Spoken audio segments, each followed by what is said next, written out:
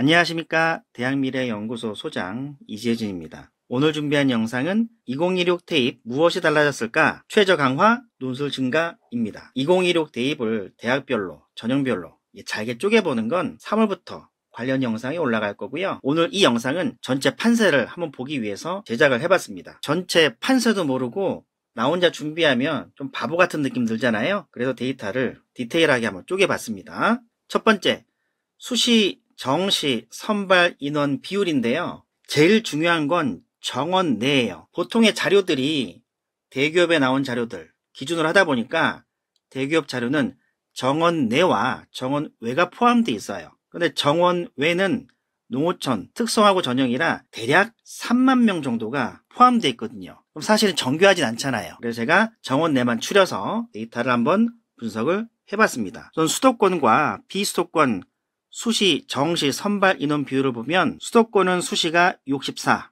정시가 36인데 그에 비해 비수도권은 수시가 압도적으로 많아요. 88, 11입니다. 자, 그런데 수시에서 다 선발하지 못하면 수시 2월 인원 생기잖아요. 보통 여기에서 여기로 수도권은 한 7% 정도 넘어갑니다. 그럼 정시가 한 43% 정도 되겠죠? 비수도권은요, 수시에서 정시로 어마무시하게 넘어갑니다. 왜 그러냐면 학생들이 비수도권 대학에 등록을 잘 안 해요. 비수도권 대학을 안전 지원하고 수도권 상향하기 때문에 학생은 등록을 잘 안 합니다. 그래서 2월 인원이 어마무시해요. 이 정도까지만 얘기할게요. 꽤 많습니다. 어떤 대학은 예상된 이 인원의 2배 이상으로 늘어나는 대학이 꽤 많습니다. 대략 한 7대 3 정도 보시면 될 것 같아요. 자, 두 번째입니다. 의치한 약수 11개 대학 인서울 직업국으로 쪼개보도록 하겠습니다. 의치한 약수는 67%, 11개 대학은 57, 인서울은 60, 직업국은 76이에요. 자, 여기는 수시에서 정시로 많이 안 넘어갑니다. 대략 3% 내외예요. 직업국은 많이 넘어갑니다. 보통 11% 정도 넘어갑니다. 제가 이렇게 비율까지 말씀드리는 이유가 뭐냐면 수시가 많다라는 생각을 많이 하셔서 수시에 몰빵하는 학생들도 있는데 수시하고 정시하고 좀 균형 있게 준비하면 좋겠다라는 뜻으로 이렇게 말씀드렸습니다. 정리해보면 비수도권과 직업국 수시 비율은 꽤 높습니다. 76% 이상이에요. 그리고 의치한 약수나 11개 대학 인서울은 55에서 65 사이입니다. 그런데 이 비율이 비수도권을 빼고 크게 달라지지 않고 있어요. 비수도권만 수시 비율을 높이고 있습니다. 왜 그러냐면 정시에 쓸 자원이 없다고 자꾸 대학들이 판단하는 것 같아요. 그래서 자꾸 정시를 줄이고 수시를 늘리고 있는데 수도권이나 11개 대학 인서울, 의치한 약수는 정시에 쓸 자원이 충분하기 때문에 굳이 수시에서 많은 인원을 선발하려고 하지 않습니다. 이 비율은 매년 큰 차이는 없다 말씀드립니다. 자, 그 다음 전형별 선발 인원 비율을 볼게요. 정원 냅니다. 수시는 교과와 종합과 논술로 선발하고 있죠. 교과, 종합, 논술 비를 보게 되면 수도권은 교과가 36.6, 종합은 48.1, 논술은 15.4예요. 10,000명이 넘었습니다. 그런데 비수도권은요, 교과가 압도적으로 많습니다. 종합이 작죠. 논술은 더 작습니다. 오른쪽에 있는 표를 볼까요? 의치한 약수는 교과가 52.1이고 종합 41.3, 논술 6.6이에요. 자, 그런데 이게 조심하실 게 얘는요, 비수도권 교과가 많기 때문에 저렇게 되지 실제 수도권과 비수도권 쪼개보게 되면 수도권은 종합이 많아요. 교과가 작고. 이거는 제가 의치한 약수 따로 영상을 찍을 때 자세히 설명하도록 하겠습니다. 어찌되었건 전국적으로는 교과가 많다. 하지만 수도권은 쪼개보게 되면 종합이 많다. 이 말씀 드리고요. 11개 대학은 종합이 제일 많습니다. 57.7. 그리고 인서울도 종합이 많아요. 56.3. 그런데 직업국은 교과가 압도적으로 많습니다. 그럼 이 표를 보게 되면 종합이 많으니까 종합 준비해야 되겠네? 종합을 내 주력 전형으로 삼아야지. 이렇게 생각하는 분들도 있는데 조심하실 게 교과는 일반고만 쓰죠? 종합은 일반고와 특목 자사고 같이 쓰잖아요. 11개 대학 알림이 자료 보게 되면 요 정원에서 대략 60% 정도만 일반고예요. 인서울은 여기서 대략 70% 정도만 일반고입니다. 그래서 종합이 모두 일반고의 TO로 생각하시면 안 돼요. 특목 자사고도 30%, 40% 있기 때문에 그 인원 감안하게 되면 비슷하던가 약간 더 많은 정도예요. 일반고 기준으로는. 이 말씀을 드리는 이유가 뭐냐면 현장에서 학생들이나 학부모님들 만나보게 되면 종합이 대세 전형인 것처럼 생각하셔서 종합에 올인하는 분들이 너무 많습니다. 그래서 제가 서류를 보면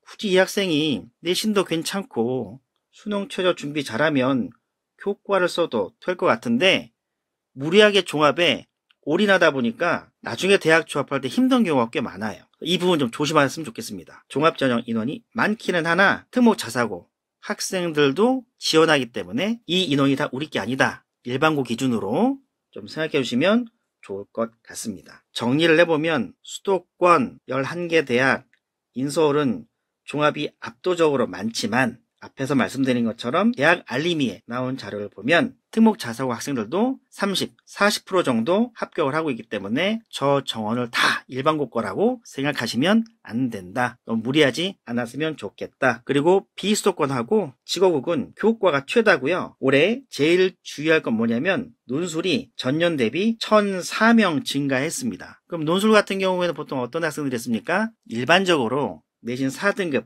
이하 학생들이 좀 많이 쓰죠. 그 학생들에게 숨통이 좀 트였다라고 생각할 수 있고요. 올해 주입계 볼 대학은 국민대입니다.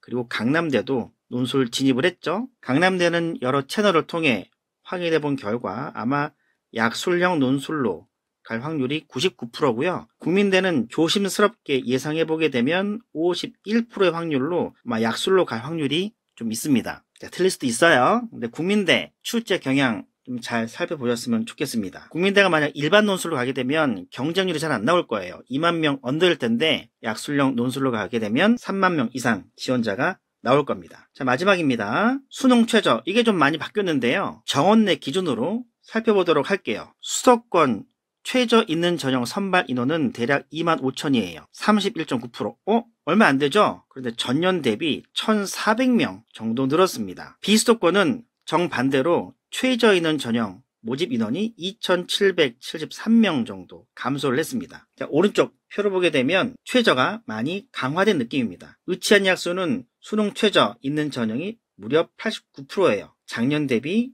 672명 정도 증가했습니다. 의치한 약수는 최저 안 하면 수시가 쉽지 않습니다. 상위 11개 대학, 대학별로 차이가 좀 있긴 한데 토털로 해보게 되면 전년 대비 18명 정도 늘었고요. 수능 최저가 있는 건 38%, 없는 건 61.9로 최저 없는 전형이 그래도 많긴 합니다. 인서울대학 최저 없는 전형이 많아요. 60.5%인데 문제는 작년 대비 최저가 있는 전형이 1,152명 증가를 했습니다. 지역거점 국립대 여기는 의치한 약수와 비슷한 느낌으로 최저 있는 전형이 많아요. 55.8%입니다. 최저 없는 전형은 44.2%, 571명 증가했습니다. 자, 그러면 오른쪽이 보통 선호도가 높은 계열 또는 지역이잖아요. 최저 있는 전형들 모집 인원이 늘었기 때문에 최저를 좀 열심히 준비해야 되겠다라는 생각을 하고요. 여기서 주의할 건 뭐냐면 지거국입니다. 왜냐하면 지역에 있는 학생들이 보통 지역거점 공립대를 안전카드로 쓰고 인서울이나 11개 대학 상향 지원을 많이 하잖아요. 그런데 지역거점 공립대는 수능 최저 있는 전형이 절반이 넘습니다. 그래서 지역거점 공립대를 안전카드로 쓰고 싶으면 최저 준비를 잘 해야 된다라는 뜻이에요.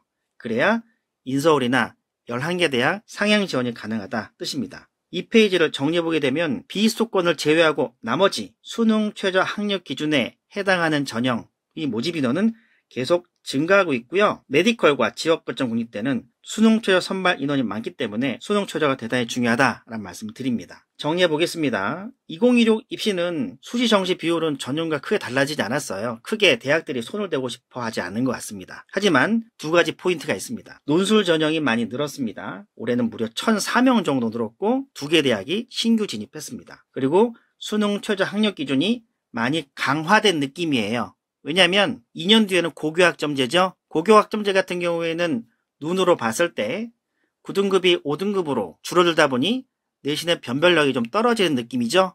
그래서 대학들이 선제적인 차원에서 수능 최저 학력 기준을 도입해서 학생들을 좀 변별하고 싶어 최저가 없는 대학들이 최저를 좀 빨리 도입한 것 같습니다. 아마 2016 분위기가 2027, 2028까지 계속 이어질 가능성이 있으니까 이런 입시 트렌드를 잘 살펴보신 다음에 입시 준비하시면 좋은 결과 나올 거라 생각합니다. 영상 마치도록 하겠습니다. 감사합니다.